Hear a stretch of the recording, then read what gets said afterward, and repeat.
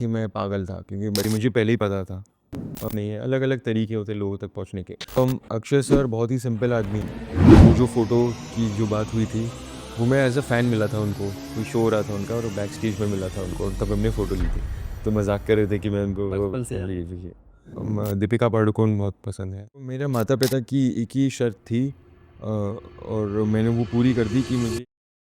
Hello everyone, मैं हूँ वीर पहाड़िया और आप देख रहे हैं फिल्मी चर्चा विद राहुल। हेलो नमस्कार, मैं हूं राहुल और आप देख रहे हैं द फिल्मी चर्चा। आज हमारे साथ हैं स्काई फोर्ट से डेब्यू करने वाले और अपने डेब्यू से ज़बरदस्त परफॉर्मेंस देने वाले, लोगों का दिल जीतने वाले वीर पहाड़िया। तो चलिए बिना देर के मिलते हैं वीर से। कैसे वीर आप? Thank you Rahul, thank you. बहुत बढ़िया हूँ, कमाल की फीलिंग है। और हाँ हाँ, मैं बहुत ग्रेटफुल हूँ इसके। सबसे पहले तो इस वीर को बहुत बहुत बधाई, देश के वीर का किरदार निभाने के लिए। जी। कैसा मोमेंट था? क्योंकि एक पहली फ़िल्म और एक देश का देश के वीर जिन्होंने देश के लिए इतना कुछ किया, एक अलग ही फ़ीलिंग हुई होगी आपकी। सबसे पहले एक बहुत बड़ी ज़िम्मेदारी थी मेरे लिए, क्योंकि मैं एक सच्ची घटना पे आधारित एक कहानी का हिस्सा हूँ, और एक ऐसे योद्धा जो जिन्होंने वीर गति प्राप्त करी है, और जिनके बारे में ज़्यादा लोग जानते नहीं हैं, उनकी कहानी अनसुनी है। तो एक ज़िम्मेदारी थी कि अगर हमने इसे सही कर दिया, तो फिर आने वाली पीढ़ी के बहुत से जो युवा हैं, वो डिफेंस फोर्सेस जॉइन करने को प्रेरित हो सकते हैं। जैसे कि 20 साल पहले एक फ़िल्म आई थी लक्ष्य, उस फ़िल्म ने ऐसा किया था। उससे पहले बॉर्डर आई थी, उसने ऐसा किया था। तो हमारी यही एक कोशिश थी कि एकदम सटली लोगों को और सिविलियंस को हम दिखाएँ कि हमारी डिफेंस फोर्सेस कितने महान हैं, और ऐसे कितने वीर हैं जिन्होंने इतना कुछ किया है हमारे आज़ादी के लिए। अ, आपको पता है आप कितने चर्चे में भी बने हुए हैं, कितना प्यार बरस रहा है फैन्स से, मीडिया से। इस इतना प्यार कैसे आप डाइजेस्ट कर रहे हैं अभी? कहाँ रख रहे हैं इतने प्यार को आप? जी, मैं बहुत ही खुशनसीब हूँ कि सबसे पहले एक इम्पोर्टेंट होता है एक न्यू कमर के लिए एक्सेप्ट होना। अ, मैं बहुत ही ज़्यादा ग्रेटफुल हूँ इस बात को, और आभारी हूँ ऑडियंस का कि उन्होंने मेरी जो शक्ल है उसको एक्सेप्ट किया है, क्योंकि यही एक बड़ी बात होती है, बहुत बड़ी बात होती है। और मेरे शक्ल से ज़्यादा इस किरदार को उन्होंने एक्सेप्ट किया है कि ये इस दुनिया में फ़िट हुआ है। क्योंकि मेरी कोशिश और लड़ाई हमेशा ये रही है कि ये ऐसा लगे कि एक बॉम्बे दिल्ली का एक लौंडा है, ये थोड़ा मिसफिट लग रहा है, क्योंकि अक्षय कुमार सर यूनिफ़ॉर्म में इतने कमाल के लगते हैं, इतने खूबसूरत लगते हैं, क्योंकि जो यूनिफ़ॉर्म उन पे जो जचता है, वो शायद ही किसी पे जचता हो ऐसे। तो एक वही ज़िम्मेदारी थी कि मैं थोड़ा ऑफ ना लगूँ उससे।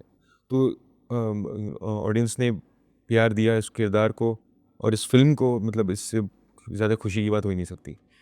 ये फ़िल्म भारत की फ़िल्म है, हर भारतीय की फ़िल्म है। जी। और अगर मैं आपसे पूछूँ कि फ़िल्म क्यों ज़रूरी थी, तो ज़ाहिर-सी बात है आपको एक बड़ा ब्रेक चाहिए, इसके लिए ज़रूरी थी। लेकिन भारतीय होने के नाते अगर मैं आपसे पूछूँ कि ये फ़िल्म क्यों ज़रूरी थी, तो आपका क्या आंसर होगा? देखिए, ये आई थिंक ये रोल की डिमांड थी कि उन्हें एक नया फ़ेस चाहिए था। ऑल्सो ये ये ऐसा किरदार है अ, जो जवान है और थोड़ा-सा बेधड़क है, और थोड़ा-सा क्या बोलूँ, जज़्बाती है।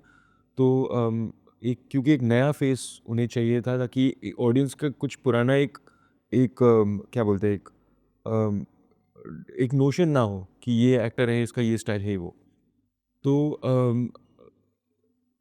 सबसे पहली बात तो वो है। दूसरी बात, ये फ़िल्म इसलिए ज़रूरी है क्योंकि ये एक उनमें से फ़िल्मों में से एक है जो जंग के दूसरे साइड को दिखाती है। जो परिवार पे क्या असर होता है, स्क्वाड्रन मेंबर्स पे क्या असर होता है, एक बड़े भाई जो मेंटर होते हैं, उन पे क्या असर होता है, जब कोई जंग का कैदी बन जाता है, या कोई मिसिंग इन्वॉल्व हो जाता है जिसको कुछ आंसर नहीं मिलता वापस कि क्या वो ज़िंदा है, क्या वो शहीद हो गए, क्या है? और एक दूसरा मैसेज, एक संदेश हमारे फ़िल्म के थ्रू आया है, जो है ऑनर अमॉन्ग्स्ट एनिमीज़। अगर आप देखेंगे, ये पूरी जो कहानी है, ये एक पाकिस्तानी युद्धबंदी के द्वारा हमें बाहर पता चलती है, और जिस तरह से हम उन्हें पेश आते हैं और वो हमारे सिपाहियों को पेश आते हैं। तो ये एक बहुत अलग तरीका है जंग को दिखाने का, जो मुझे लगता है मैं और मेरे आने वाली जो यूथ की पीढ़ी है, जिन्होंने जो जंग का एक उन्होंने अनुभव नहीं लिया है, जो उस दौरान पे नहीं थे, क्योंकि वो पैदा ही बाद में हुए, कारगिल और बालाकोट के बाद, तो उन्हें वो माहौल का एक समझ नहीं थी वो। तो इस फ़िल्म के द्वारा एक उनकी समझ आई कि आप और मेरे पे क्या गुज़री है, जब हमने ये वॉर का समय देखा था इंडिया में। नाम में इतना वज़न है, वीर, उठो वीर। सेट पे भी लोग बोलते होंगे शुरू करो, स्टार्ट करो, उठो वीर। क्या नाम का एक अलग इस तरह का वज़न है नाम में, तो कॉन्फिडेंस एक अलग आ जाता है अपने अंदर। क्या कभी ऐसा शूट के दौरान कुछ ऐसा शॉट चल रहा होगा, नाम को लेके और कॉन्फिडेंस तेज़ हो गया होगा, वीर की बात चल रही है, कुछ ऐसा हुआ ऐसा? नहीं, नहीं, सेट पे मुझे सिर्फ़ टैबी बोलते थे। तो हाँ, वो एक मैड डॉग का वो है जो I think Varun Dhawan sir भी थे, जो उन्होंने भेड़िया करी थी, या उनको उनको भी भास्कर ही बोलते थे। वैनिटी के बाहर भी भास्कर ही एक लिखा था। कैरेक्टर के नाम से हाँ, ये अमर सर का स्टाइल है। ओके। एजुकेशन सिस्टम की बात थोड़ी सी कर लेते हैं, क्योंकि देखा जाता है कि अब बहुत ऐसी फिल्में हमारी इंडस्ट्री में आ रही है जो हमें इतिहास में पढ़ाई जानी चाहिए। जी। तो एक तरफ हमें मतलब अफसोस होता है हमें कि हमें एजुकेशन सिस्टम में वो चीज़ पढ़ाई नहीं गई, और दूसरी तरफ फिल्म इंडस्ट्री वो काम कर रही है जो इतिहास हमने कभी पढ़े नहीं, वो मतलब सिनेमा सिस्टम के थ्रू हमारे तक पहुंच रही है। तो इस अफसोस और खुशी को किस तरीके से डिस्क्राइब करते हैं आप? मुझे लगता है खुशी की बात है, क्योंकि 100 सालों से हमें फ़िल्मों के द्वारा बहुत सी किताबों की कहानी पता लग रही है। एक सच्ची घटनाओं की कहानी पता लग रही है, या कुछ कभी पेपर आर्टिकल्स जो होते हैं अखबारों में जो लिखा होता है, वो एक कहानी बन जाती है, और ऑडियंस की दिलचस्पी बढ़ा देती है, और ज़्यादा एक बड़ी ऑडियंस तक पहुंच सकती है। हो सकता है वो किताब चली ना हो सकता है वो आर्टिकल ज़्यादा लोगों तक पहुंचा नहीं हो।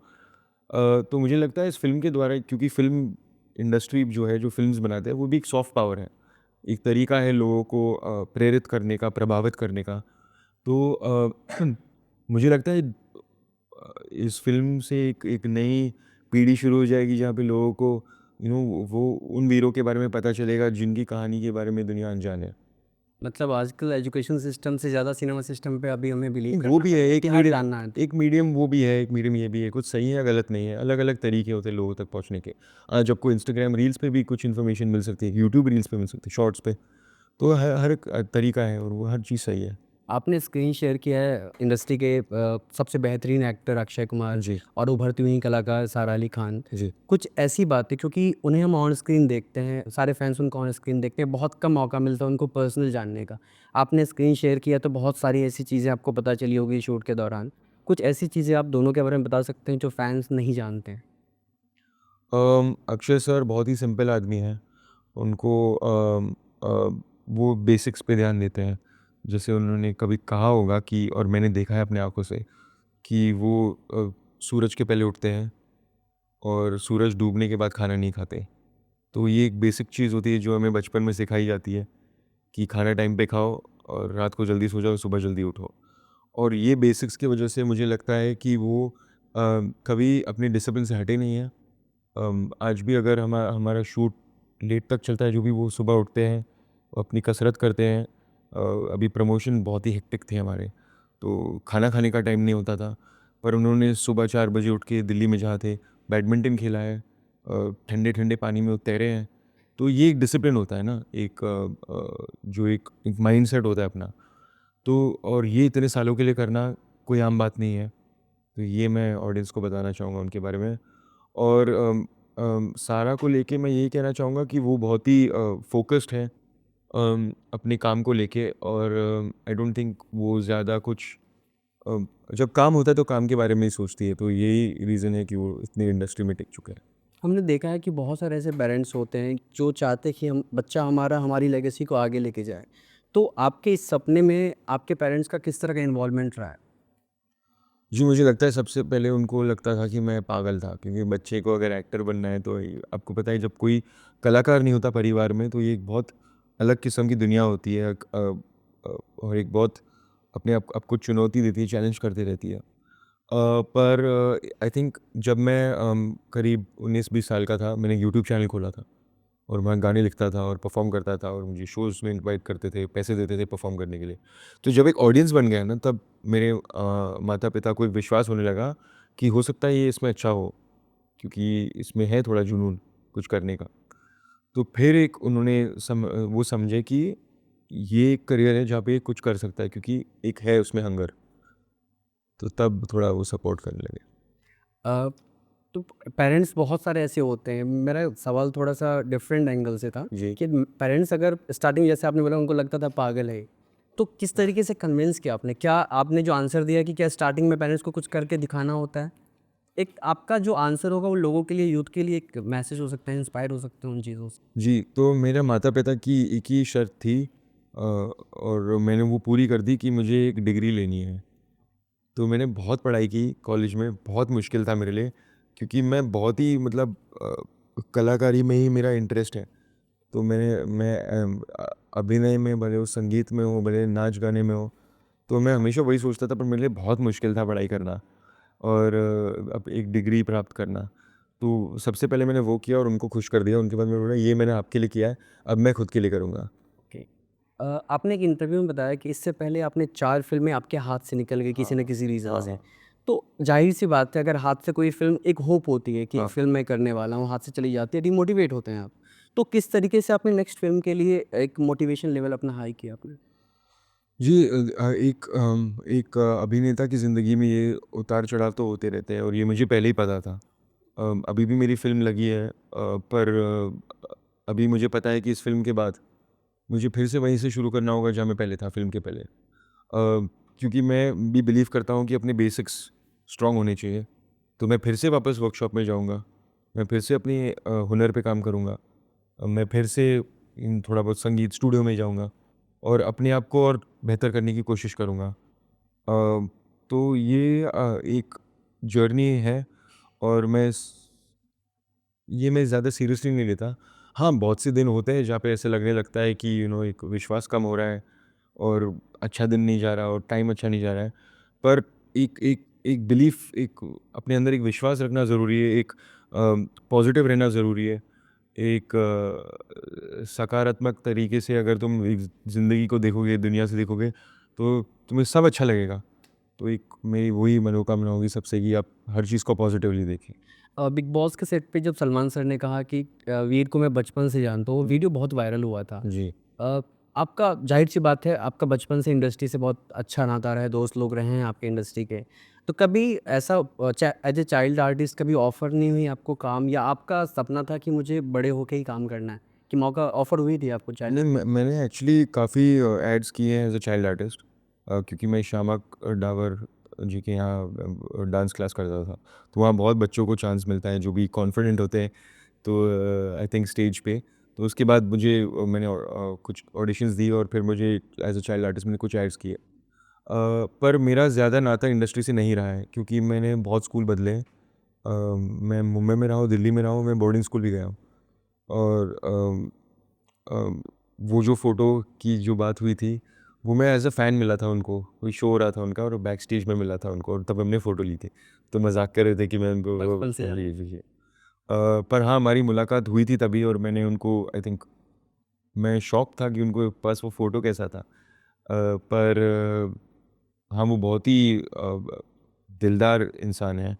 बहुत ही क्या बोलते हैं सिक्योर इंसान है और दिल खोल के प्यार करते हैं जो सिर्फ मेरे से नहीं आप किसी से भी सुन सकते हैं।